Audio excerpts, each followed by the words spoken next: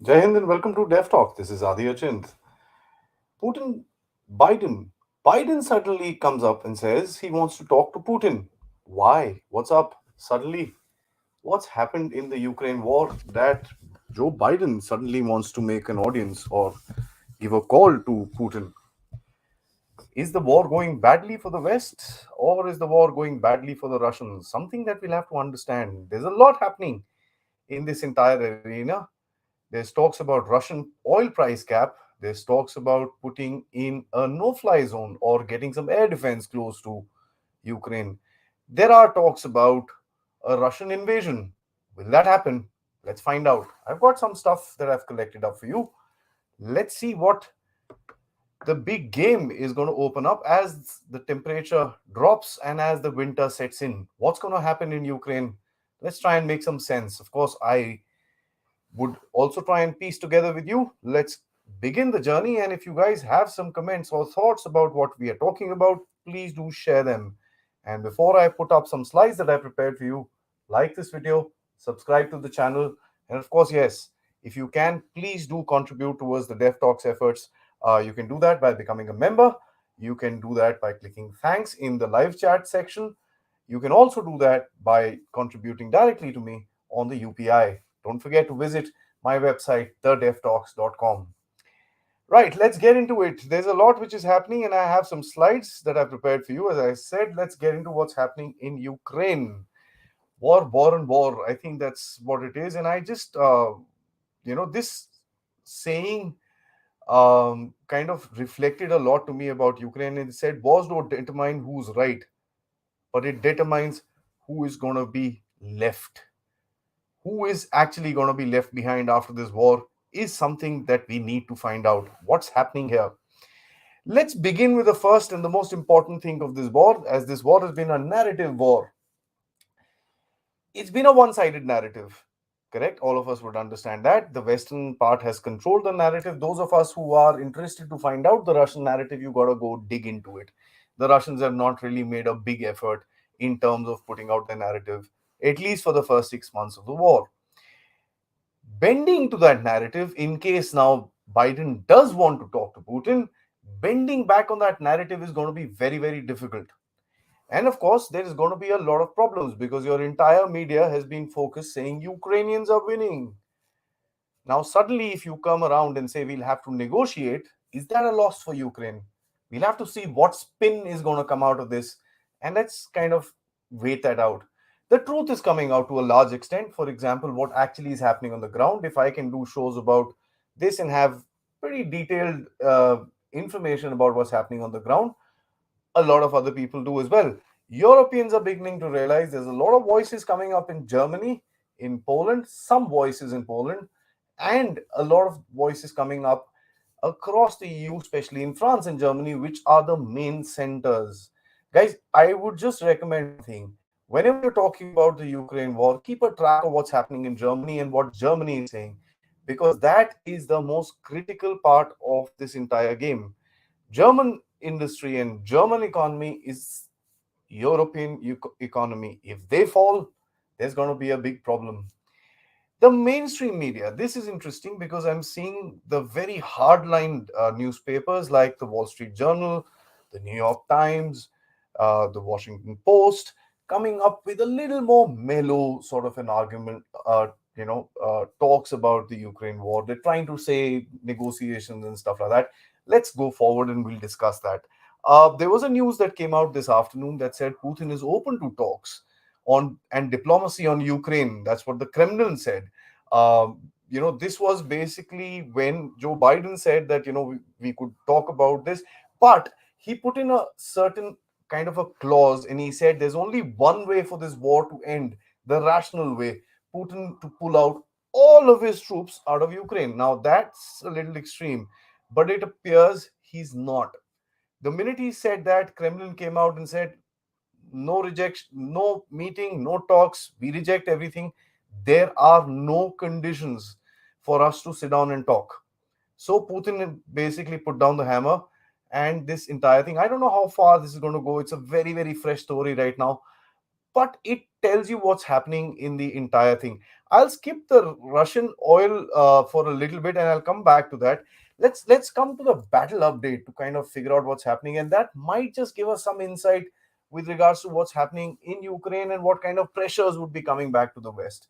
Let's talk about what's actually happening on the ground. You've got heavy missile attacks coming across every 7 to 10 days. Of course, there are daily attacks which are taking place, air raids and missile attacks, but heavy missile attacks coming out every 7 to 10 days. It's been about 7 days since the last one. In my opinion, in another about 48 to 72 hours, we should be seeing some heavy attacks going back on Ukraine. They've been targeting initially the electricity. We know that Ukraine is without electricity. They're getting power just about 2 or 4 hours a day in some of their major cities. I don't even know what's happening in the rural areas. They've started targeting the water infrastructure, the water works within Ukraine, fuel capacity in terms of their gas and in terms of their oil is being targeted by the Russians now. The big question that a lot of people are asking today is this targeting a war crime?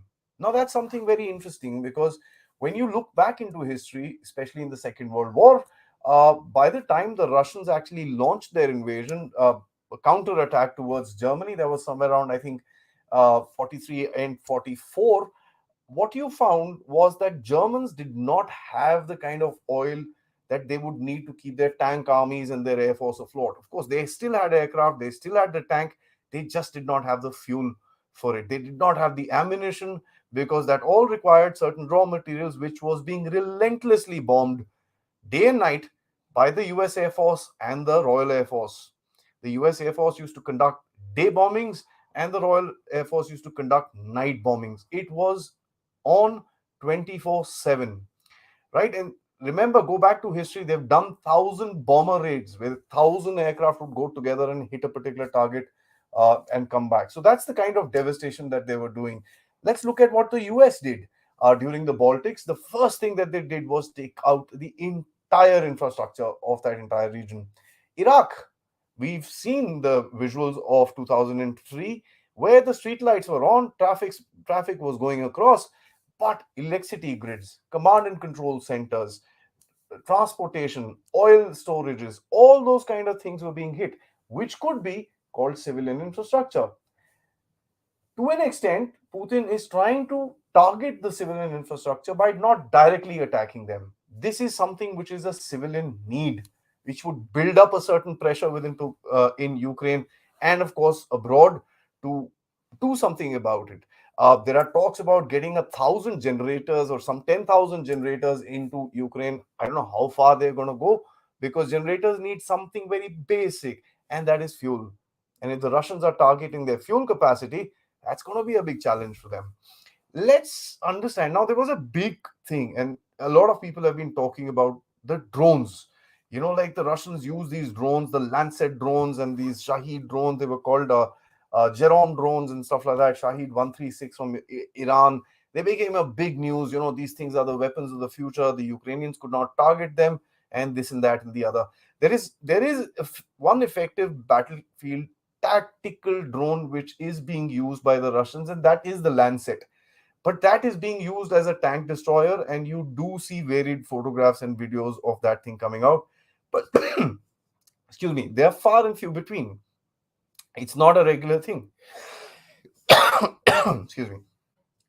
So where did all the drones go? We don't hear about these Shaheeds. We don't see those videos of these triangular things flying across the Ukrainian skies anymore. Well, when I did some digging about this entire thing, I figured out one simple thing.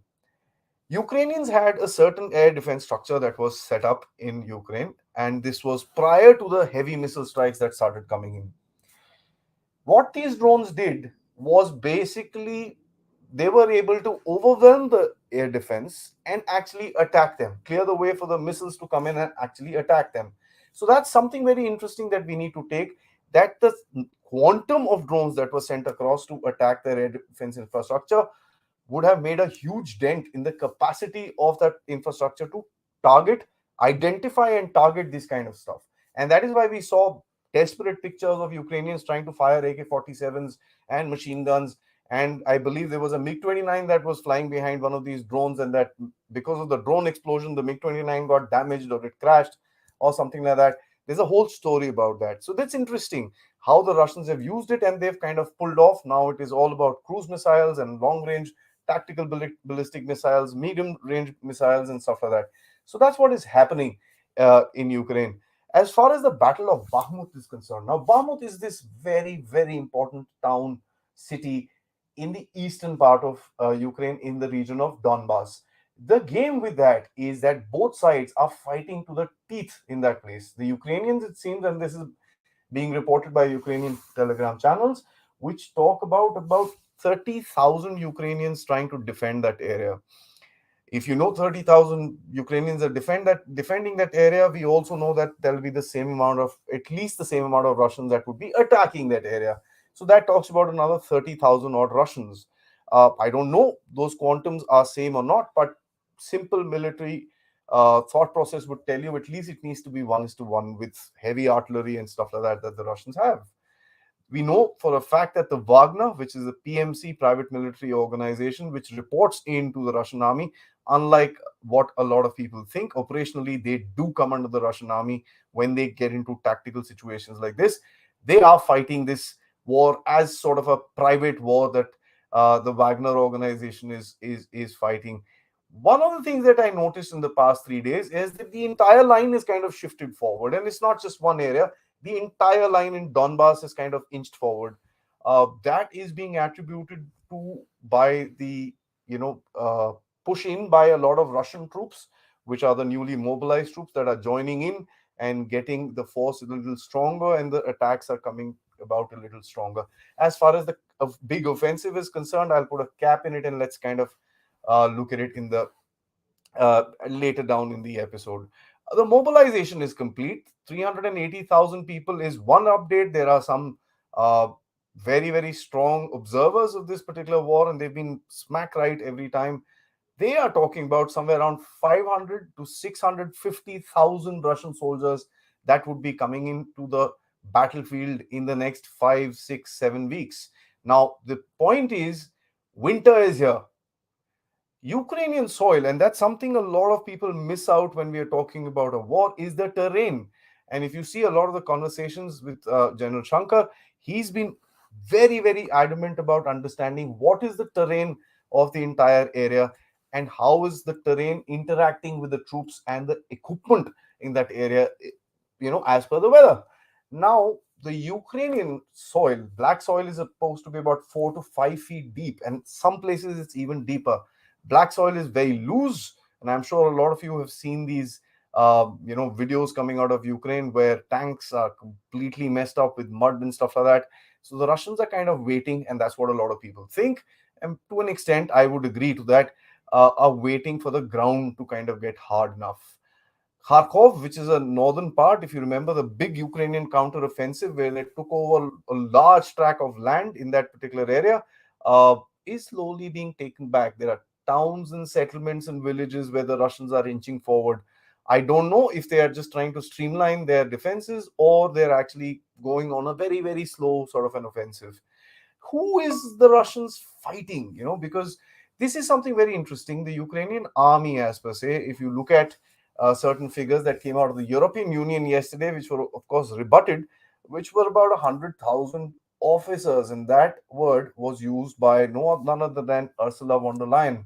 Uh, I'm not going to say officers, I'm going to say 100,000 troops. Ukraine began the war with about 250,000 troops and about 300 odd thousand reserves. That makes it about 650,000 troops. Now, if you remove 100,000 right there with regards to your killed in action, there is a standard rule is about 30% of that would also be wounded, and of that about 40 to 50% would not be capable of coming back into action. That gives you another 150,000 troops, right, which are off, and about 100 odd thousand troops which would recover in a certain time or have recovered and would be coming back. Of course, a lot of training is happening in NATO countries and stuff like that, but as far as the fighting capacity is concerned, there's going to be big questions that will be asked in the next some time, because Today, it is a situation where NATO itself is not able to sustain this particular war. Now, will there be a big offensive? This is something that I think a lot of people are asking.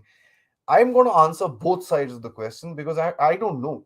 I mean, unfortunately or fortunately, I'm not on the mailing list of Vladimir Putin, but I see certain things on both the sides which kind of justify what I'm trying to say. It will be very, very interesting. I think, Naveen, you're asking a question, putting yourself in Putin's shoes. What would be your objectives by the end of the winter? I'll try and answer that by this particular slide, which says the three axis approach. If there is a offensive which has been planned, and if I was Putin, I would do that.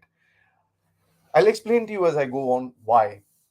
If there is a offensive which is being planned, a lot of experts, and this is not my deduction by any sort, I'm not a military officer or any sort of a thing, but this is something that I found out with a lot of research and a lot of reading a lot of things.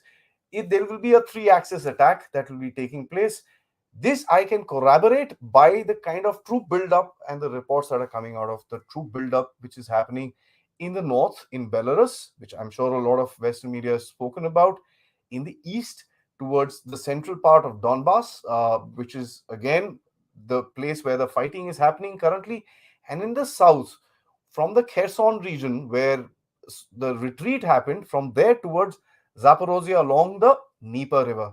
Now, these are three main axes which are being talked about. The northern axis, they're talking about not really going for Kiev, but actually cutting off the western border of Ukraine so that this supply of weapons and stuff like that stops. I don't know how far this is feasible, this is militarily feasible or not, but there is a lot of write-ups which are coming about this three axis offensive. Heavy fighting would happen. There is no question. Uh, various reports will tell you this kind of massive offensive would require a huge amount of manpower, huge amount of air assets, bombing, missiles, and a whole lot of things. And by certain reports, as I was saying, the Russians have accumulated between 500,000 to 650,000 troops around Ukraine. They are also talking about 5,000 armored vehicles, which of which about 1,500 or 2,000 are tanks. The rest are, battlefield patrol vehicles and armored troop carriers and stuff like that. There are about 1,000 rocket launchers that have been accumulated for tactical ballistic missiles. There are talking about hundreds and thousands of artillery pieces and, of course, ammunition which is coming across. So that's the kind of the size of the force we are talking about here. So when something like this will happen, remember one thing: if the Russians are trying to capture a certain area, it would result in complete destruction, right? So an economic part would also go into the thought process of Putin to figure out, why should I go into a situation and completely destroy it, capture it, and then have to spend to rebuild it? Which is what is happening in Donbass, which is what is happening in cities like Mariupol, where they're actually having to rebuild the entire city for the residents to come back because of the kind of fighting that took place. So these are certain things that you will have to keep in mind. Of course, we all know that the Russian economy is doing decently well, but taking over a certain entire region is not that easy. It has people, it will require infrastructure, a whole lot of things that needed to be done. That is what it is. Now, as far as the yes argument is concerned, I also have another point to make, is that that would be the way to kind of put this war to an end once and for all. What I'm trying to say is that stated objectives of Putin is what? Demilitarization, denazification of Ukraine, and recognition of Crimea. The Crimea part, I think, is pretty much sorted out. They've got a land bridge and they've got a railway line and a road going across right into Crimea from the mainland Russia. So that's not a problem. As far as demilitarization is concerned, as far as denazification is concerned, they talk about these, right wing these things. And as a matter of fact, in one of his speeches, Putin actually said this Nazi regime. Now, that gives you a little bit of a thought. Is he actually talking about regime change within Kiev or not? Something that we'll have to see. After that, he's talking about demilitarization. Now, if he's going to sit down for a negotiation and kind of say, okay, fine, what I've taken right now, I sit back, we kind of streamline this thing, my areas are Kherson, let the Ukrainians clear that, and this and that, I won't go forward. If that happens, please understand there's going to be a forever wound. and I've said this in 3, 4 times before, if a war is not brought to its certain conclusion, there will be a forever wound. A lot of the hardline Indians would actually understand what I'm trying to say with regards to Pakistan. If we did what we had to do in 71, of course, I mean, I'm not a military this thing, but in a concept speaking, what you did in Bangladesh, you cut off the entire threat from there. If we could do that in the West, we could have been in a better situation, but that's all rhetoric and hypothetical. It's just a way for me to, it's just probably an example for me to make you understand what I'm trying to say. Now let's look at the other part of it, the no. Does Russia actually need to have a big offensive? They can just stand there, they can inch forward, aram se, dhire dhire. I don't think they have any rush. Their economy is doing decently well. Their diplomacy is doing decently well. They're selling their oil everywhere. And we'll come back now after this slide, or after this discussion, we'll go back to the Russian oil price cap and see how big of a hypocritical issue that is. The winter is here. They hit off the entire infrastructure of Ukraine, and with this kind of a missile offensive, I'm sure they'll be able to finish off a lot more. The people are going to be up in arms, which I see today. A lot of reports and a lot of personal videos are coming out from Ukraine, pretty much abusing the regime in Kiev. Keep grinding on. Slowly keep moving forward. That way, you kind of don't lose that much manpower. It's not a risky operation. You get what you need to get, and it is slow, it is careful, it is, you don't get too much of the world eye. Remember one thing, that particular public perception may flip against the Russians if the world kind of sees massive destruction in Ukraine. As I said, lesser casualties, but one drawback in this particular factor is that this will give time for the military industrial complex in the West to kind of build up. They will have time to produce more weapons, they'll have time to train more manpower. Of course, we know US is training certain troops in NATO territories, about 2,500 a month. The Germans are supposed to be teaching them some air defense stuff. The Britishers are teaching about 10,000 troops in about 4 to 6 weeks or something like that. So there's a whole lot which is happening in that direction. So if this war is perpetual, Ukraine still has a decently large manpower base. Will they be able to continue this with regards to keep pricking the Russians? Now, that's a call that the Russians will need to take. As I was saying, does Russia have a time constraint? Constant training of Ukrainian troops, military industrial complex, and peace objectives. Now, the third point is very, very important. If your objectives are demilitarization, denazification, and so on and so forth, you will not be able to achieve peace if you sit down, if you kind of, figure this out. If you go the wrong way, economy is doing okay, diplomacy is good, and Ukraine fatigue. I spoke about this in my last episode. If you've not seen this, it's a real factor which is coming out in towards the Western countries. Right now, I want to get back to the oil price cap, where we will talk about what is this price cap. This thought was brought about by Janet Yellen, who's the Secretary of Treasury, Finance, whatever they call it in USA. She said, we should, okay, if the Russians want to sell oil and the people want to buy it, we'll put a price cap on it, so people should not buy more than that. If you remember, she came to India and said that, as long as India can buy all the Russian oil that they want, as long as they don't get it insured by Western, insurance companies. Of course, India has not been using Western insurance companies for all this trade for a long time. This was all a media hype, but this particular oil cap discussion has been on for about 2.5 months, right? Now, this small paragraph that I written, which I want to, ease out, is something of an analysis that I figured out. Among those eager to see the Russian oil flowing is the US, which has pushed the idea of an oil cap as a way to soften the EU sanctions. What they want to do, they find that the EU is so strict. Tack. Every day you have Ursula von der Leyen coming and saying Russia is the devil and Putin is this and Putin is that. It's at some point of time you got to put a cap on this. You got to put a cap on the narrative. So the US kind of found it is too hard. And of course, the US also found that the world is not accepting the Russian oil ban. The cap now has been reduced to a G7 sort of a thing.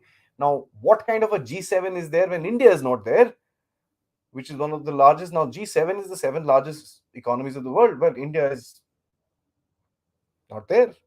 So, what G7 is that? Anyways, that's a different discussion for a different day. The economics reported today. Now, Economist is a very, very, very pro-Western, this thing. I'm sure all of us in India, sitting in India, would have seen their ratings about India, and we know where all that stuff comes from. So this is very pro the Western democratic establishment. It talks about the West proposed price gap on Russian oil is no magic weapon. And this is something that people should have realized. You banned Russian oil, Russia found another market. Oil is something that people need. You can't ban oil. I mean, come on. It was basically wrong right at the beginning.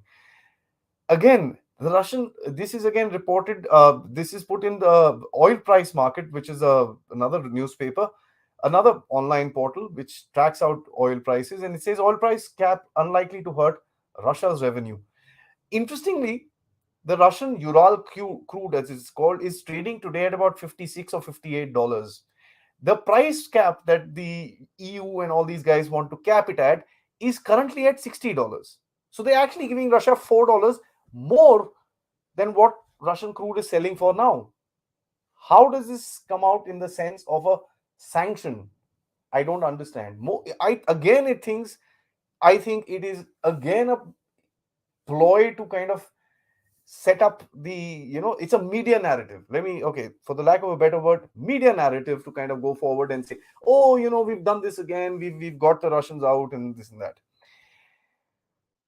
Let's get back. Couple of interesting news came out of the Ukraine, and battle erupts between Polish mercenaries and Ukrainian nationals. I thought the Polish and Ukrainian were fighting on the same side. What happened was, they were in the end of October, they were in this place called Liman, and so the Ukrainians, the Polish realized that the Russians were a little bit of strength and the Ukrainians were pushing them to attack. Well, listen, yeah, we're not going in this. They're too much of a strength.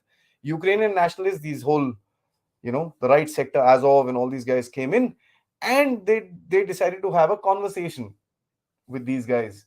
Shooting started. Some Ukrainians died, some Polish died. They're fighting amongst themselves, right? So, just news for you. The Washington Post reports that in Kherson city, sympathies for Russia complicate reintegration into Ukraine. I thought they were all very happy to see the Ukrainians come. What happened here? If you see a portrait of Vladimir Putin sitting in an office in Kherson Maritime College. So you can imagine. Thank you, Mr. Sudesh, for this super sticker. Very generous. Thank you so much. Right, so this is what the Washington Post is reporting. You've got another New York Times article. Now, this is a very interesting incident that happened in September. Last month, what happened was there was a air defense S-300 missile that went and hit Poland, and 2 people died. This is an incident that happened in September, where an AGM-88B missile was fired by Ukrainian pilots to destroy radars, and these are HARM sort of a missiles which track onto radars. Apparently missed its target, and guess what? Hit an apartment building in Kramatorsk. Kramatorsk is a city in Donbass. Can you imagine this? How many of you know about this? I don't think anyone would. Why? Because this was buried under the rug. It doesn't matter when the West does it, right? It doesn't. Who talks about the Polish missile attack today? No one. If that was a Russian missile, you would have known. That story would have continued on and on and on and on, right? Interesting. The Australian researchers, and this is a college that was doing this research, they found 60 to 80% of Twitter accounts posting on Russia, Ukraine were war bots. They were bots. They were artificial. So this, I stand with Ukraine and this and that with 5 followers on Twitter and all that stuff were fake. Look at the way that the narrative was created. And this is stuff, as I said in the beginning, the truth is coming out. We need to look at that very, very carefully. Now, we mentioned Kherson. I want to talk about it for a second. It talks about collaborators held in Russia leaves the city as Russia leaves the city. What these Ukrainians do is they catch these collaborators and they tape them up, as I said, onto lampposts in the middle of public, and they kind of take their trousers off and they take their clothes off. Any passerby, it's terrible. It's terrible. I mean, I don't I get these videos when I do some research. It's terrible to see stuff like that. But this is what they're doing. This is the true democracy of Ukraine, right? The Russian strikes Ukrainian cities with missiles after its retreat from Kherson. This is something I had said at that time when the retreat happened. Boss, understand one thing. The Russians know that place in and out. They've been stationed there for 6 months. They would have had complete fire control of that area. And we've seen enough and more examples of Ukrainian troops trying to get inside and going complete fire control. As a matter of fact, for 3 to 4 days after the Russian withdrawal from there, the Ukrainians had not even gone in front because they were scared of what might be there: mines, bombs, booby traps, a whole lot of things. This is what is happening in Kherson, right? And this is again being put out in Western sources, so it's not something. If you just Google search this, you'll get it. Again, this is artillery is breaking in Ukraine is something that we saw, and I discussed this with General Shankar. I want to make two small points in this. Since the Russian war has started, a lot of these apologists, and if I may, I normally don't go this way, but the Chandigarh lobby, I have seen them talking about, oh, yeah, these Russian arms are useless. And there's some so called food critics who've become defense analysts and stuff like that, or analysts of everything, as a matter of fact, who are saying, and I didn't react to this particular statement at that time, but I do want to right now. It was said that the best from Russia wouldn't be as good as the worst from the West, right? So they basically compare weapon to weapon. And again, I want to bring back the point that General Shankar made in that particular episode of firepower. Look, it's, I think, the second firepower that we did, looking at the Russia-Ukraine war. He said very clearly, the weapon is okay. How is it being used? Right? Do the Ukrainian, uh, you know, uh, do the Ukrainian troops actually know how to use them? Are they overusing them? Which is what is said. Ukrainian soldiers are firing thousands of shells daily, forcing the US to replace gun barrels across the border in Poland. US M777s could come to a grinding halt in Ukraine. Kiev is running out of patience and Pentagon is struggling to help. US is not able to find ammunition for this. Now, ammunition supplies, there's a study which is being done by RUSI. You can go, it is called, if you just type on Google, RUSI Industrial Warfare, Russia, Ukraine, you'll be able to dig into this report. It's a fantastic report. It talks about the production capacity of Russia versus the West. It clearly establishes the West does not have the capacity to do this. Now, it's not the fault of the M777, which, by the way, India also has. A lot of people, criticize the Russian weapons. Now, they're all silent when stuff like this comes out. Then they will give logic and reasoning that, it was not being utilized properly. The Chandigarh lobby you'll find them saying this. But for the Russian weapons, they will not take the person using it, his training, and this and that into consideration. Just because Indian Army has it, Indian Armed Forces has it, you got to put the Indian Armed Forces down. Yeah, come on. How can you do stuff like this? That's what they do. So we need to look at all this stuff very objectively. No separate tools will make four. This was an interesting news that came out, and this came out in the South China Morning Post. It talked about Wagner founder says ex-UN Marine general working for the Russian mercenary group. By the way, he's commanding a British battalion of the Russian mercenaries. You only thought Brits were fighting for Ukraine, right? Here is proof. The founder, Prigozhin, he says that an American Marine general is leading a Russian battalion, which is formed mainly of Britishers. Right, some dangerous moves are happening, and this is something somebody in the group just put across just before this show started about air defense weapons. Now, this I find to be a little dangerous because I want to put this across. I spoke to somebody about this who has a little more knowledge, and he kind of gave me this sort of a breakdown. He says that if the Germans, the news says that they will be putting in air defense weapons in Poland, closer to the border in Ukraine, to kind of ward off any stray Russian missiles that would be coming this way. One of the biggest challenges is that the air defense coverage would go through Ukraine, which means it will be covering the battle zone, which means that the next time that the Russians would be planning an attack, they would be planning counters to this thing. So if there is a missile that is fired, the Russians would hit back. If they do hit back, that is hitting Poland's territory, and that we know goes into where? The last time Poland started jumping up about Article 4, is that what they actually want? And this to me is a very dangerous move.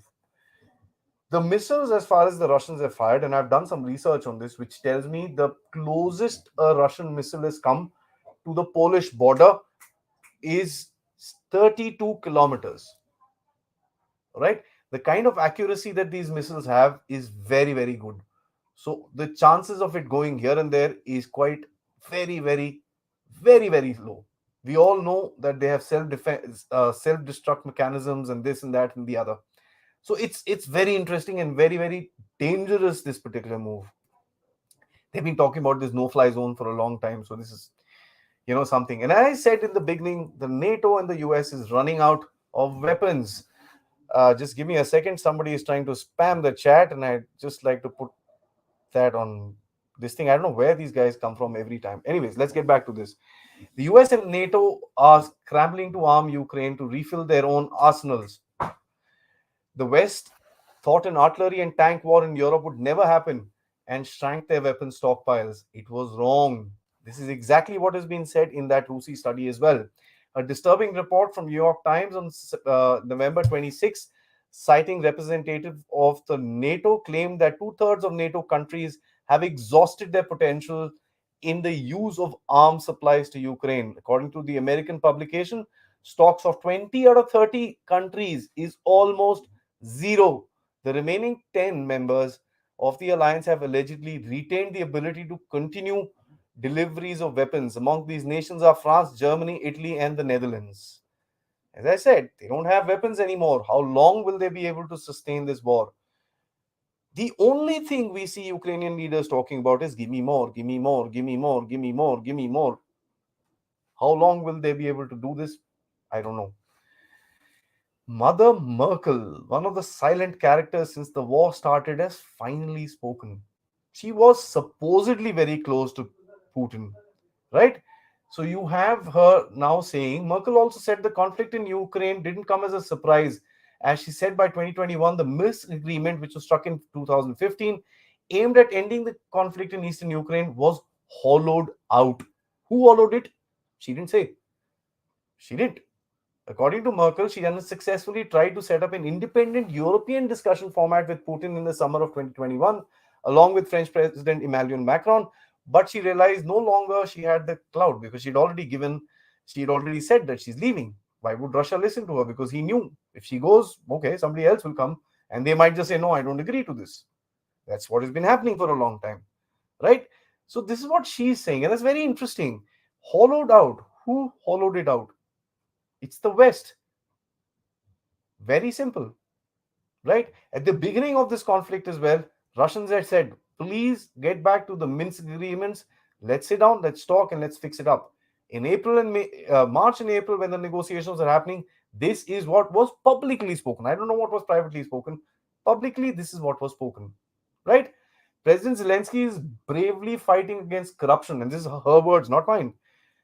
But at the time, Ukraine really was a country governed by oligarchs. So there, you can't just say, okay, tomorrow we'll take them into NATO. The truth finally comes out. As I said, the truth is coming out. Now, the next few slides, where I will tell you how the EU is reacting amongst each other. The European people are reacting amongst each other, right? Belgium blocks export of nuclear technology to the United Kingdom, which is essential, by the way, for their maintenance of their weapons. This is not some reactor thing. It's important for the maintenance of United Kingdom nuclear arsenals. That's what Belgium is doing. I thought they were on the same side. Another thing is Europe's imports of Russian seaborne gas jumped to record highs. It's about 42% more than what they did last year. Oil price gap, oil price gap, and gas cap, and gas ban, and that's the news. And this is Financial Times, right? This is not some sidey newspaper. This is the Financial Times talking. The top news is from the Times London, right? US and EU love no more. Now, I just wanted to be a little funny with this.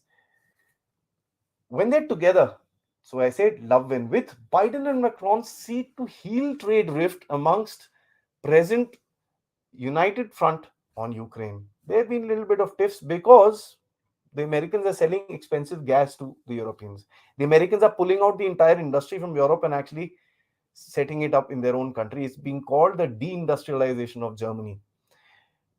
The minute they leave together, Biden says, can't tweak Inflation Act to include European countries. The main issue is the Inflation Act, right? He signed an Inflation Act, which will mean that a lot of money will be pumped in again after the $4 trillion of COVID. They were pumping in more money into the economy so that 3 years later the inflation goes skyrocketing. But anyways, different discussion for a different day. But they will be able to give some cover to their citizens. The Europeans are saying, boss, we don't have the money for this. Americans are saying, tough luck. So this is what the rift is. On top of which, the Americans are pulling out the industry, giving them expensive gas. Love no more. German joblessness rises in more than an estimated as recession looms. This is very interesting. Now, German jobs, when I said Germany was one of the most critical cogs of the EU. There are three countries that drive the EU. There's Germany, there's Italy, and there is France. If these three tumble, there's going to be big problems. Now, Politico, which is again an American magazine, look at the article that they've written. Europe is Europe's anti-American itch. Right? Anti-American itch. It's a long article. You can probably read it. It's not behind a paywall. Anybody can actually read it. It talks about pointing across the Atlantic has been long favorite of the diversionary tactic of Europe's political elites when things start to get dicey on the continent. Whether it's war in Ukraine, Washington shouldn't have expanded NATO, natural disasters, too many SUVs fueling American change, or the demise of a French lingua franca, which is cultureless Hollywood. Basically, the French theater and all that stuff. America is inevitably the corrupt. The fact is, you look at sobriety, the country which is the most profiting from this war is the US because they are selling more gas at higher prices and because they are selling more weapons. A senior European official vented to my political colleagues last week. This was an article that was printed in Politico, and Politico is a very, very important publication in the politics of USA. This is what is exactly being said. So when the Europeans come out and say, listen, you're doing this wrong to us, the Americans say, you always have an itch and you blame everything on us. So stop it. The arrogance, I must say. Huh? Now, European Union itself is a bit of a tango, right? You have Hungary, which is now telling European Union, listen, I'm not going to listen to your sanctions. I will buy whatever I want to from where I want to. Now, EU Commission recommends fund freezing for Ukraine. Some 13 billion euros is supposed to go. Hum nahi denge. This is what the European Union has come down to. And I think all of us would have seen that one video where Ursula von der Leyen had said, we have ways of ensuring Hungary shall be kept together. This is the ways. Interesting. Germany's Habeck backs by European response to US trade threat. Germany and US. Interesting. Now, my favorite lady, Ursula von der Leyen, she says, now she came out and did something which was a little insane. She came out and did a video and she said, these heartless Russians have killed 100,000 Ukrainian military officers. She said, it is estimated that 20,000 civilians and more than 100,000 Ukrainian military officers have been killed so far. Right? European Commission kind of twisted it in the beginning. She said, no, no, no, she said death of 100,000 Ukrainian servicemen. But then after that, they removed the entire tweet. If you go today, that European Commission tweet where this particular video is, that video has been clipped and that tweet is gone. Immediately after that, through the British BS channel, Ukraine Zelensky calls up his British best friend and says, यार ये क्या कर दिया भाई, जरा number डालो, हमारे तो सिर्फ 13,000 लोग मरे हैं, ये तो कुछ है ही नहीं. We've lost only 13,000 people. Ukrainian Zelensky Aadi says 13,000 troops have been lost from the British. Right. Now, this is something very, very interesting. As I said, my favorite lady, Ursula von der Leyen, she says EU will set up a Russian war crime tribunal. Why? Because there are legit war crimes that the Russians have conducted. It's a war. G7 ministers agree to coordinate on Ukraine war crime probes. Right? But we all saw that video when Ukrainians shot 9 Russian POWs. Los Angeles Times reports Ukraine says it will look into the video of alleged shooting of Russian POWs. You know that big boss girl was there, na? She said, "Kya thoda kutta kutta, thoda kutta Tommy sada kutta." This is what it is. I mean, it's. I have no words to describe this. It's the reason I put it in one slide so that you guys can see the hypocrisy of this entire situation. Now, New York Times, supposed to be the Democrats' mouthpiece, and The Hill, supposed to be the left-wing mouthpiece. They put out 2 articles. It's time to bring Russia and Ukraine to the negotiating table. And The Hill says Congress should end the war in Ukraine by withdrawing from NATO. Now, withdrawing whom from NATO? The US. I'd let that sink in for a minute. Congress should end the war by withdrawing from NATO. This is what the Democratic mouthpiece is saying today. Why? What happened? Isn't Putin an evil anymore? I don't know. Let's see. Now comes to my last slide. Negotiations. The call for negotiations from Biden. Was that a press hawk? It was just a gaffe that the White House put across. I don't know. There's one thing I want to talk about. The Russians and the Germans. And I've been talking about the Germans again and again and again, because with my reading and my research of what I'm figuring out is that the Germans are the most important cog in the European market. If the Germans fail, Europe is in deep trouble. Right. Now, traditionally in history, Russia and Germany have had peaceful, cooperative relationships. Right? As long as the cooperation has happened, they've had peace in Europe. The minute the tiff starts, you all know what happens. Let's go back. The wars of Prussia, the wars of a whole lot of stuff which has happened. So this is an issue. I think that the Russians and Germans were trying to come together with regards to this oil pipelines and this and that to keep a certain balance between them. But with we know who blew up the oil pipeline, that's not going to happen anymore. But the break to this Ukraine war, in case Putin does not lose his heart and actually gets into negotiations, will be if the Germans actually break ranks and start talking to the Russians. So that's something that we'll have to look out for. The call for negotiations, would Putin ever trust the West? Ever? I don't know. That's something we need to find out. Because at the end of it, the kind of backstabbing that has happened, you've called him Hitler and this and that and all sorts of names. There's a personal leadership is also a personal relationship. How is that going to happen? Thirdly, negotiations, even if they begin, the Russians have very clearly said, even if we sit down on the table, the war will not stop. We will not stop the military actions. So as the Americans used to do it, the Russians are going to use their military actions to create a certain amount of pressure in case the negotiations do happen. But I personally feel the blood cost is too high on both the sides. I mean, if today Vladimir Zelensky comes out and says, listen, guys, this is my last slide, so please start putting in your questions, thoughts, and this and that. We'll spend about 10-15 minutes going through that, coming back.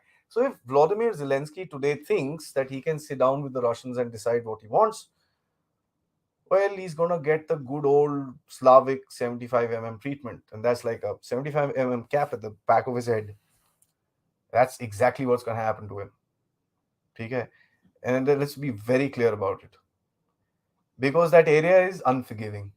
Do you think the right sector, the hardcore right wingers in that place, would agree to sit down with Russia and talk, and would spare anybody who would kind of let go of 23% of Ukraine, which is what the Russians currently hold? Question that we'll have to ask. The blood cost, again, the people, will they tolerate? I don't know about the Ukrainian people because they're going to be in deep trouble going into the winter, but would the Russian people accept it? Contrary to the larger belief, the Vladimir Putin's approval rating is high 82. The Russians are pissed with him for one simple thing, and I've said this in my program before, for not doing this operation right the first time. That's what they're angry for. Yes, there are dissenting voices, just like every other country, there are dissenting voices. Even in China, there are dissenting voices. We saw that with the huge protests which are happening. There are always going to be dissenting voices, but generally speaking, the Russians are behind Putin. So what will happen if Putin says, "Oh, nahi, ab ho gaya yaar, hum baith jate hain." Interesting. One thing particularly off the topic, but I really wanted to put across, everybody thinks Russia and China very close friends, यार बहुत अच्छे दोस्त हैं भाई, सब कुछ उनका भाईबंदी में चल रहा है and all that stuff. Well, if Russia wanted some stuff of these 200 items that came, why didn't they ask Sina? And that spelling is a pun for the spares. Why didn't they ask them? Why are they sending a list to India? Big question. We need to answer it ourselves. European leaders, not EU, are wondering what exactly happened. Now, what I mean to say is, European leaders, there are voices coming out of Europe today which are saying, "Yaar, ye kya ho gaya? What have we done?" Only thing is, people like me, who's nowhere in the picture, could figure it out. They were making a mistake, and a lot of people said that you're making a mistake, but they didn't listen. Today, they're realizing, "Yaar, what is happening?" When the protests are on the streets, which are, by the way, not being covered by the Western media, there are issues, there are shortages, there's going to be problems going forward because the temperature is dropping. How will they answer to their constituents? Very, very important question. I personally believe, and let me just remove this particular thing, I personally believe what is going to happen in Europe is going to be the great correction. Because as time goes by, as the winter closes in, as it becomes colder, what is going to happen is that people are going to get angrier and they're going to demand retribution. Where all has it happened? It's happened in Italy. Mario Draghi was shot out, and this so-called right-wing lady has come in. Sweden lost. Macron lost the second round, and he's basically a very weakish kind of a president today. We know Scholz is going through some challenges. Where else? If does Spain look like a little wobbly today? We need to see. So if the public is able to actually pressurize its leadership and realizes, boss, this is what is happening. Because do understand, it's very easy for us because we get kind of somewhat both the perspectives. In Europe, you don't have RT. You don't have RT. You don't have anything to read. You don't see the Russian side of it. You don't see the other side of it, which is apart from the mainstream media. So if that is the case, how are the Europeans supposed to realize what exactly is happening there? I'm going to get on to your questions. Thanks so much for listening me till now, guys. Whoever's online and whoever's going to watch till this point, I want you to please look at the like button. Have you pressed it? If you've not, and if you like what I'm doing, press it now. Please, that's my humble request. Please do comment on the videos. If you watch it sometime and then you kind of realize something is there, comment on that videos. Let me assure you, I may not be able to respond to each one of you, but I read all my comments. And there are times I get very, very good insights from those comments. So please put your thoughts through. If you want to join the Dev Talks WhatsApp group, please send me a mail. Email ID is in the description with your name, details, and a way for me to identify or verify who you are. And we'll add you in the group. We've got about 120 odd strong people in the group. Talk about geopolitics all day long. Let's get into it. Is Azov battalion in Ukraine controlling Zelensky? Well, I hinted to that in my last answer, Vishant, and that's something which I find to be a little interesting because you know there are rumors that the personal guard that has been given to you, the Ukrainian president, is by these guys. So it's you don't know. I mean, you don't know what's going to happen. There was some news about a rivalry between Zelensky and the Kiev mayor. Anything to read here? Absolutely. See, now Kiev mayor is a very old chap, right? He's been in that job since 2000 and I think 12. He was the mayor of Kiev when the Maidan thing happened, which is 2014. Um, so yeah, he's one of the old senior hands. But Zelensky has been having quarrels with all his mayors and governors and stuff like that. He had a quarrel with one of his governors in Dnepropetrovsk, which is right across the Dnieper River, where he said, you're not letting my some troops and all that, some movement, some grain, something like that. There was a quarrel.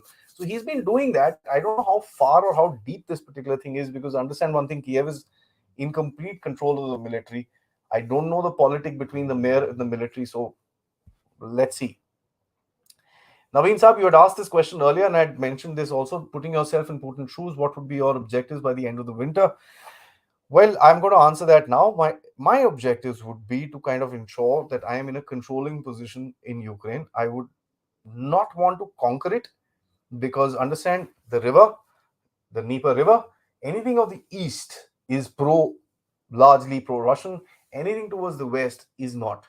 There's been Ukraine since a long time, and it's Ukraine. These are all Russian cities, so they might just this thing. So if I'm looking at conquering, I'll look at the east wherever I need to come to the Dnieper and sit there.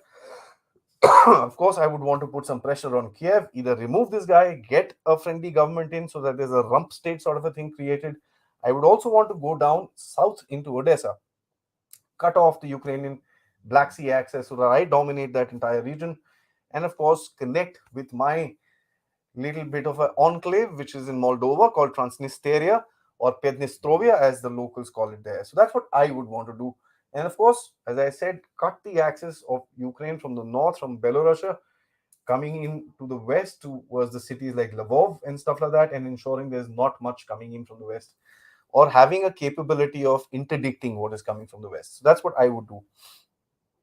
For that, they'll have to come pretty close to the Dnieper. So yeah, I think by they will end this war. I think they will end this by end of winter. They can't drag this thing for years.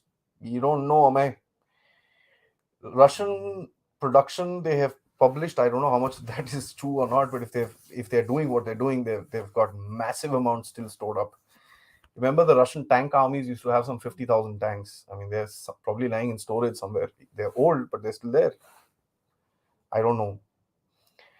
Winter offensive, when Ukraine has lost 120,000 men, is not good enough. Trained fighters. Oh my, there is going to be a bloodbath.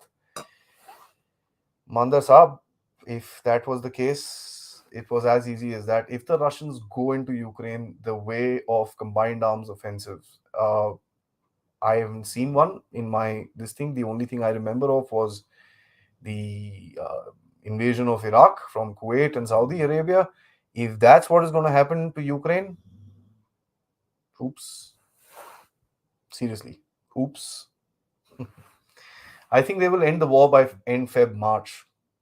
I wouldn't know what factors that you've put into this, but fair enough. Let's take your point for it. Have you seen reports from Russia where they accuse Poland of trying to annex Western Lviv area? Well, see, it's not just Polish area. It was called the Polish-Lithuanian Commonwealth. So Western Ukraine is.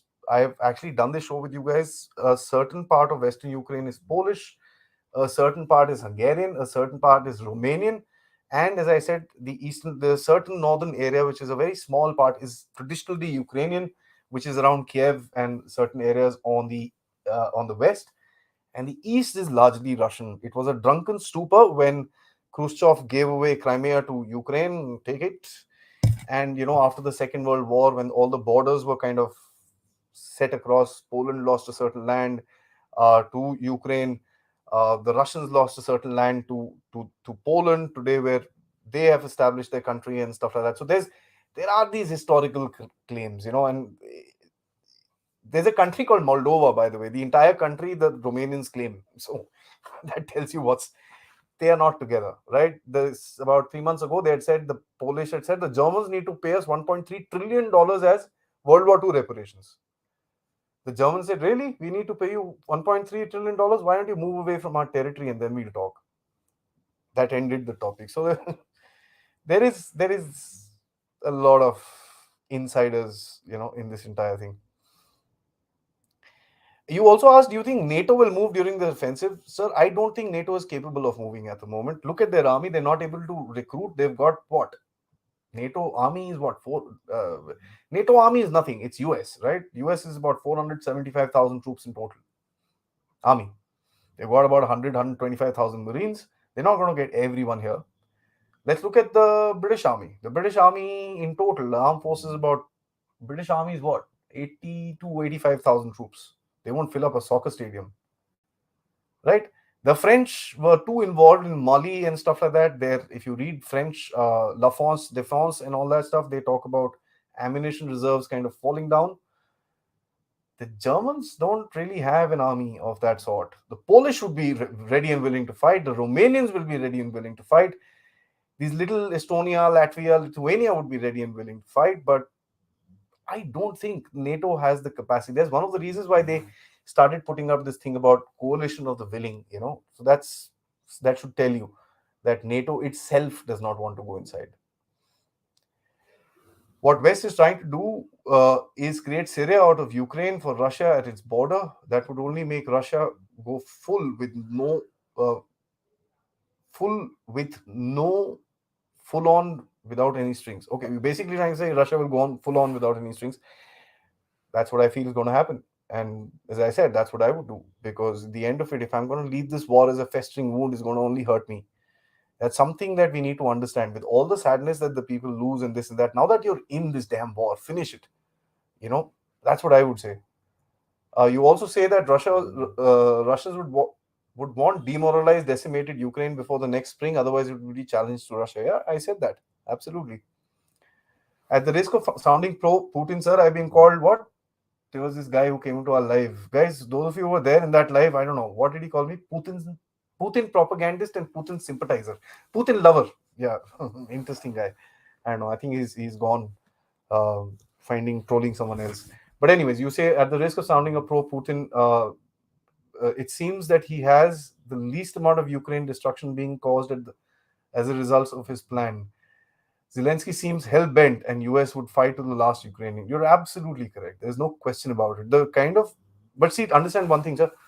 Uh, they might be doing devastating these things to the Ukrainian infrastructure, but the army is still there. So that ideology is still there. That's going to be a problem for the Americans. And Mr. Naveen, thank you so much. I think you've gifted a couple of couple. I think, yeah, I think two or three of them. I'm sorry if I'm missing out anything, but you've been really kind. Thank you so much. It's heartening when yourself, Mr. Sudesh over here that I've mentioned before, you help me out in this particular thing. It's heartening, and I really appreciate your efforts and appreciate your contributions towards what I'm trying to do here. Right, let's come back. Putin stops now and starts negotiation. Putin might be thrown out of the Kremlin. Well, there are certain hardliners. Yeah, I mean, Putin is a soft guy. Can you beat that? I mean, a lot of people won't believe me when I say that, but yeah, Putin is a soft guy. Oh, there's, I think, more people that you've given membership to, Mr. Naveen. Thank you so much. Yeah. Really, I really appreciate this. Thanks, Aadi, for the content. Thank you so much. Is Pakistan still supplying ammunition? Well, I don't think the 122s are valid anymore because the Russians had taken out about 90% of the old Soviet weapons that the Ukrainians have. I'm sure they have 1, 2, 3, 5 guns somewhere, or I don't know. I'm not sure of the numbers. But if those things are still operational, I'm sure Pakistanis are sending. And they were sending very new shells. So they were making it just for Ukraine. And that is very interesting for me. Dhiran, what is your best guess? Would Ukraine become the next Syria, Afghanistan, or Iraq?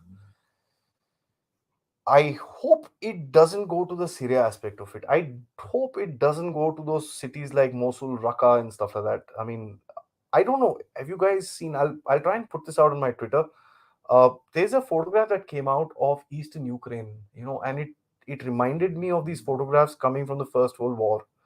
This was a kind of a landscape photograph of trees and buildings, and it was nothing, not one tree standing. There were hundreds and hundreds of trees there. I think everything was gone, clean. So I don't know, But as far as the situation turning to Syria, Afghanistan, or Iraq, um, I personally think till now, I mean, when you look at what the Russians have been doing till now, it doesn't seem like they were fighting a proper war, proper battle. They were kind of loosely kind of going inside, no, हमको नहीं मारना जोर से यार, वो मर जाएंगे, ये one all that. This whole special military operation and stuff like that. But I think the gloves are off. I really think the gloves are off. Look at the amount of attacks which are coming in.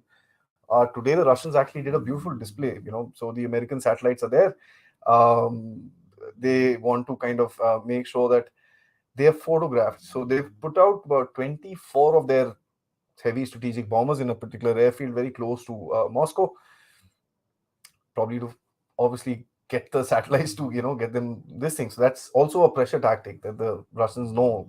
The Americans know what's coming towards Ukraine. um, the kind of weaponry that they've used. And as a matter of fact, if you listen to General Armageddon Surovikin, that's what the Russians call him. General Surovikin said, "We are going to launch up some weapons that have not been used in the war till now." I wonder what those are. I mean, let's see.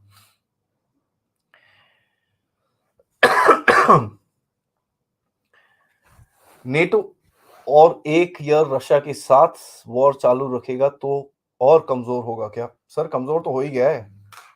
कमजोर होने में कुछ और नहीं बचा। ठीक है, मैं आपको बड़ा क्लियरली बता रहा हूँ, इनके साथ इनके पास कुछ नहीं बचा है। They don't have anything left. अभी वो खुद ही बोल रहे हैं, न्यूयॉर्क टाइम्स ने आर्टिकल डाला कि साहब, हमारे पास चीजें नहीं है। जो वेस्ट की प्रोडक्शन कैपेसिटी है, they have not kept it up for a full war this thing. Remember the Russians को रियलाइज हुआ था 2014 के अंदर, यार ये कुछ गड़बड़ है। एंड आप उनके उस टाइम के न्यूज आर्टिकल्स आके देखिए, they have talked about war productions, they have talked about producing that kind of ammunition and stuff like that. The Ukrainians today are firing an average of 2,000 rounds of artillery a day. The Russians, on the other hand, have been reported to fire about 25 to 40,000 rounds of artillery a day. The Americans produce, I think, about 20 or I'm forgetting, but what the Ukrainians would use in a week, that Americans produce in a month. And if they fire like the Russians are firing, I think that's going to be a day's worth of ammunition. So if they the kind of missile strikes that the Russians are doing, guys, understand these cruise missiles are expensive. They are bloody expensive, and they've got this kind of stuff going across. Each salvo takes in about 100 missiles. So it's quite crazy. And I personally feel that yes, the weakening of NATO is going to happen. That particular food blog, okay. I was a little pissed off at that time. Thanks for catching that. That particular fruit blogger also said some time back that various weapon systems and radars of the IAF and Russian Israeli. You know what? I saw that. Let me say this to you very clearly. I've done a show with 2 3 Air Force people. My father is also an Air Force pilot. I fail to understand what these people think, because at the end of it, do you think our forces are that mad that we will buy stuff which is not going to talk to each other? I mean, it's basics. It's absolutely ridiculous, because if you're going to go one fighter versus one fighter and not able to talk to each other, there's no point about it. There's no point buying those things, right? So the reason that the Air Force has gone and bought certain things is because the integration is possible. That's part of the test, right? This, the problem with these people is that because they say controversial things, and because I'm not that popular, these guys are. I just started just as a comparison, but because they say these controversial things, they get highlighted into limelight. They want to say these things that, oh, why did he say that? Oh, people start calling him, interview kar lo ji, ye kar lo ji. 25 बारी वो बोले बोलने दो यार, it doesn't make it true, right? It just does not make it true. It's stupid and it's pointless, right? I saw many footages of Ukraine war fighting, and it was clear destruction. Almost everything became rubble. It's just sad, just the way of the world. Absolutely, no question about it, sir. See the images that are coming out of Bakhmut; they are ridiculous. I mean, will India help Russia? And they asked 500 item list with the threat of Western sanctions. The West is not going to sanction India. Let me be very clear on that. Um, they're not. If they could not sanction India for oil, for what? They'll sanction India for seats and car parts. I mean, let them sanction it. That's all I would say to them. But let me show you. I think the we are going to go ahead with this. It's not a help. It's trade. We are buying oil from them. They're buying stuff from us. And I think that Mr. Arindam Bakshi today in the EAM briefing made it very clear that we're not. It's part of our regular contract, and we will do it the way we want to. But it's interesting. Why I put that up is it's not gone to China. See, okay, I don't think my point was very clear. If this material was supposed to be bought, India Russia trade is as it is on. The Russians could have just called up and said, "Yaar, ye bej de." Correct? Now, they, they could have just quietly done it. Why have they put it out in the open? Isn't it a message towards China?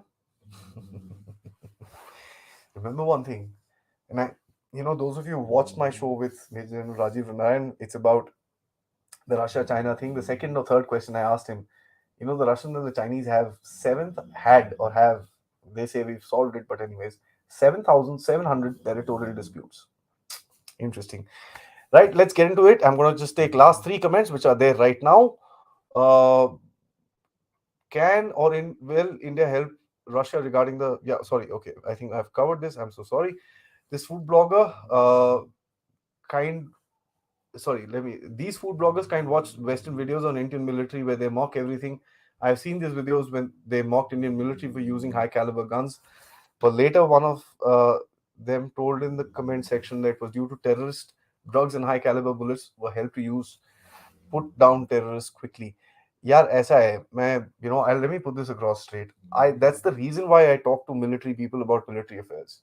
ठीक है, what I'm talking to you about, trust me, I go through with people, and even if I refer to someone, it is someone who's worn some stars on his shoulder, not just Indian but even international. I want people who've been into a battle situation, right? I will ask them. The general analysis of the politics I can do, but when I'm talking about this three-pronged offensive and this and that, I've also read it somewhere. It's not my own brainchild, and I'm very clear about saying that. Okay, so the point is very, very simple, that watching a video and coming out and saying something here without any proof and without being able to corroborate what you're saying, I don't think so. I can come here and what all I've discussed with you, I could have done that in half an hour and walked off. The reason I put this kind of effort in making these slides is so that I'm able to give you a certain connect with media reports. And I also tell you where those media reports are coming from. What is the angle of that media report being reported? So there's a holistic picture. You just can't come dialogue marke bhag jao. It doesn't work, right? To me, it doesn't. And that's again one of the big things why I started this YouTube channel, is because I was sick and tired of consuming content which does not make sense. The way the Chinese standoff was covered in our media and some certain YouTube channels, I don't want to name them, was ridiculous. The reason I started this is because we could talk about realities, right? And I'm honored to have some very bright people that I'm associated with, right? So I'd rather listen to them because they do a lot of research. They put a lot of effort into doing this and putting this out in front of us when I do shows with them. And so do I think I do a lot of research and put out stuff here. So borrowing a dialogue is easy, but substantiating that dialogue is very difficult. The last comment: how is Russia's military industrial complex so capable but not the West? Interesting question. See, Russians have had a military industrial complex for a long time. The Americans have been fighting counterinsurgency operations for the past 20, 30 years. What have they been doing? fighting in Iraq after 2003, where the combined arms operation happened, which kind of lit up everybody and said, "What the hell was that?" After that, they've not fought any. And Iraq also, remember one thing: they fought an enemy that was not fighting back. Right? There was the Republican Guard who had some resistance. Um, it's not like that. So Iraq wars, Afghanistan wars, Syria war, these were counter-terrorist, counter-insurgency operations, and not very well planned either. They would go bum bum bum bum bum, air raid, dag, and walk off. They could never hold land in Afghanistan. Never hold land in Afghanistan. Look what happened to them in Iraq. Look what is happening to them in Syria. So their thought process were more of a media war rather than the ground war. Um, Apart from that, they tuned themselves to those kind of wars, right? India also, we fight a lot of counterinsurgency operations, but our entire military is not tuned up like that. People go there for experience, for fighting, for tasking, and everything like that. But our military is not structured like that. Our military is not structured, focused towards CI. There are CI specialists, there are border specialists, there are armored specialists, there are artillery specialists. I'm sure those are guys in America also, but America relies largely on its strategic deterrence. The 11 aircraft carriers, this naval power. America is not a continental power, it's an air power and it's a maritime power. That's what the British Empire used to be. Of course, not an air power, but that's what the British Empire used to be, ruling the seas. 11, 12, 13 aircraft carriers, and I think they're coming up with this humongous thing, one more thing which is supposed to come in. That's what it is. So fighting a ground battle is damn different than fighting a boom, boom, boom, boom battle. That's what they do, air raids. Those of you would remember when they went into Serbia, Kosovo, Kosovo war. They bombed Kosovo and Serbia area for 48 days before the first troops stepped foot on the ground. 48 days, right? And the Americans don't fly 1-2 sorties a day, they fly hundreds of them. In Iraq, their HARM missiles had a accuracy rating of about 70 or 100 to 1 when they were hitting these so-called scud radars and stuff like that. So they've not put this thing across. And the wokeism which is coming into the US military, I mean, you see these. I don't have personally anything against LGBTQ and this and that. They've got their life, I've got mine. That's what it is. But the way that wokeism is being impacted, has been put across into the US military today, is going to become a problem for them. They're more think about the personal identity of a soldier rather than the combined capacity of that soldier. And that is detrimental to any army. Right? I'm saying I'm not an army person, but when I look at that, that's detrimental to any team. I mean, there's no I in team. If the guy say, "Oh, I am so and so, so I need to be treated differently," and there you go. That's your army. That's your air force. And I must say, that photograph of these 1820 girls that came out of NDA with crew cuts, it was a matter of pride to me, right? And all of them smiling, smacking, smart crew cuts. Yeah, some people say, "Oh, they are girls, why are you doing this?" Well, I think it's damn good. It creates a certain uniformity, right? And look at what we are doing, and look at what the US Army is doing with this whole wokeism. So what are they going to fight? Sanjeev Saab, Aadi, are you doing VG? I'm not sure I get the context of it, so if you can please put in a comment, I'll be sure to respond to it. And Kiran, you asked a question about INSTC. Well, INSTC is under trials even now. It's going to take some time because understand the transport distances and stuff like that. I think 5 or 6 loads of this thing has happened. Oh, okay, very good. Thank you. I'm a little short on SMS lingo here. I may look young, but I'm I'm a little short on SMS lingo. So thank you so much, Sanjeev Saab, Adi. You're doing very good. Thank you so much, Ravedian Chimp, for clarifying that. I feel a little embarrassed that I know all that stuff, but not this. Anyways, so yeah, ISSTC is going to take some time. It's probably another 2-3 years before it comes up. And Naveen Saab, I'll take your comment. You say, what's happening in the Arctic? Please cover it in one of your sessions. I'll be sure to do that. It's a very interesting question. the Russian seems to be again playing a huge game in that region. Right, guys, thank you so much for joining me. There's, of course, a lot more which is happening in Ukraine, which I would not be able to shrink in. It's been an hour, 15 or 19 minutes that I've been talking. Little tired as well. Thank you so much for joining. Before I sign off, guys, please hit the like button. Check your subscriptions. See if your bell icons are not bell icon is not there. Please click on that so that you get the notifications. Dev Talks has started doing a show a day. Of course, also from Sunday, I would. I looked upset, so I no, I'm not upset. I'm just this thing. On Sunday, I would be traveling for some work, but I would be joining in by uh, with Lieutenant General Ravi Shankar in the night. Travel will be there, so you will probably see a different background and a different location, but Adi will remain the same. Till next time, guys, as I said, please do continue supporting Dev Talks. Please spread the word about the work that I'm doing. Do visit my website. Until next time, stay safe and Jai Hind.